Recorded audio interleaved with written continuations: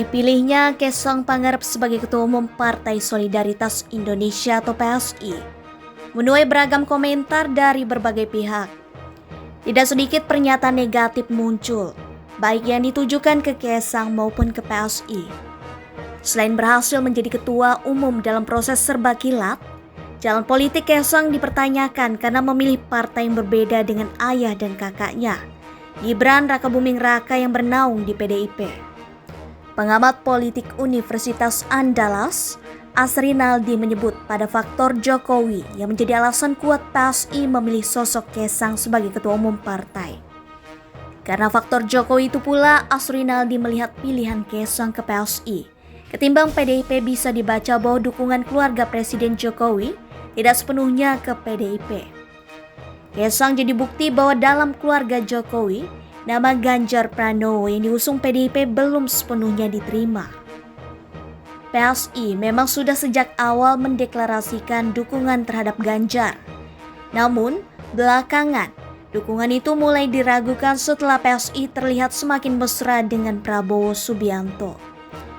Apalagi jika melihat hubungan PSI dan PDIP yang masih berjarak.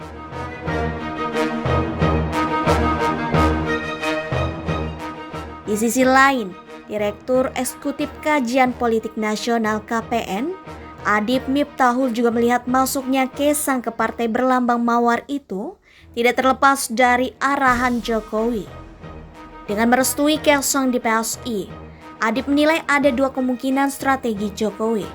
Pertama, sebagai investasi politik Jokowi pasca pemilu 2024. Dalam konteks ini, PSI bisa saja jadi alat atau kendaraan politik baru Jokowi. Atau kemungkinan kedua sebagai bentuk dukungan Jokowi kepada Prabowo Subianto di Pilpres 2024. Dari dua asumsi yang dibangunnya, Adip meyakini Jokowi masih bermain dua kaki di Pilpres 2024, yakni antara mendukung Ganjar Pranowo atau Prabowo Subianto. Lewat Kaesang, PSI disebut ingin ikut mengambil keuntungan dari popularitas dan approval rating atau tingkat kepuasan terhadap kinerja Presiden Joko Widodo yang terbilang cukup bagus berdasarkan survei sejumlah lembaga. PSI berharap dengan menggamit Kaesang bisa mendapat limpahan elektoral imbas popularitas dan approval rating Jokowi. PSI di tengah kemiskinan figur di internal partai, disebut Adip akhirnya memilih jalan pintas demi suara elektoral.